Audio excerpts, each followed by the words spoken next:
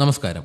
പ്രകൃതി കനിഞ്ഞു നൽകിയിട്ടുള്ള ഔഷധങ്ങളുടെ കലവറയാണ് നമ്മുടെ നാട്. എന്നാൽ പലപ്പോഴും നമ്മുടെ തൊട്ടടുത്ത് നിൽക്കുന്ന ചെടികളുടെ ഗുണങ്ങളെക്കുറിച്ച് നമ്മൾ ബോധവാന്മാരല്ല. അത്തരത്തിലൊന്നാണ് കരിങ്കുറിഞ്ഞി. കരിങ്കുറിഞ്ഞിയുടെ ഔഷധ ഗുണങ്ങളെക്കുറിച്ച് നോക്കാം.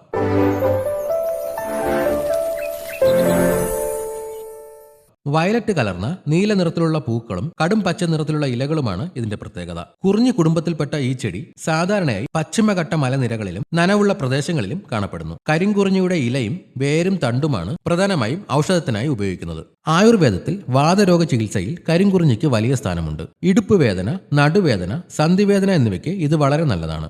ശരീരത്തിലുണ്ടാകുന്ന നീരും വേദനയും കുറയ്ക്കാൻ ഇതിന് പ്രത്യേക കഴിവുണ്ട്. രക്തം ശുദ്ധീകരിക്കാനും ചർമ്മരോഗങ്ങൾ അകറ്റാനും കരിങ്കുറിഞ്ഞി ഉപയോഗിക്കുന്നു. കേരളത്തിൽ പാരമ്പര്യമായി പ്രസവാനന്തരം സ്ത്രീകൾക്ക് നൽകുന്ന മരുന്നുകളിൽ കരിങ്കുറിഞ്ഞി ഒരു പ്രധാന ചേരുവയാണ്. കരിങ്കുറിഞ്ഞിയുടെ ഇല അരച്ച് വേദനയുള്ള ഭാഗത്ത് പുരട്ടുന്നത് വേദന കുറയ്ക്കാൻ സഹായിക്കും. കൂടാതെ കരിങ്കുറിഞ്ഞിയിട്ട് കാച്ചിയ വെളിച്ചെണ്ണ തേക്കുന്നത് സന്ധികളുടെ ചലനശേഷി വർദ്ധിപ്പിക്കാൻ സഹായിക്കും. കരിങ്കുറിഞ്ഞിയുടെ വേരും ഇലയും കഴുകി വൃത്തിയാക്കി വെള്ളത്തിലിട്ട് തിളപ്പിക്കുക. ഈ വെള്ളം കുടിക്കുന്നത് ശരീരത്തിലെ വിഷാംശങ്ങൾ പുറന്തള്ളാനും പ്രതിരോധശേഷി വർദ്ധിപ്പിക്കാനും സഹായിക്കും. കരിങ്കുറിഞ്ഞിയുടെ ഇലയിട്ട് ആവി പിടിക്കുന്നത് വാതസംബന്ധമായി ഉണ്ടാകുന്ന പനിയും ശരീരവേദനയും കുറയ്ക്കാൻ സഹായിക്കും. ഇത് ഉപയോഗിക്കുമ്പോൾ ശ്രദ്ധിക്കേണ്ട ചില കാര്യങ്ങൾ നോക്കാം. ഇത് അമിതമായ അളവിൽ ഉപയോഗിക്കുന്നത് ചിലരിൽ വയറിന് അസ്വസ്ഥത ഉണ്ടാക്കിയേക്കാം.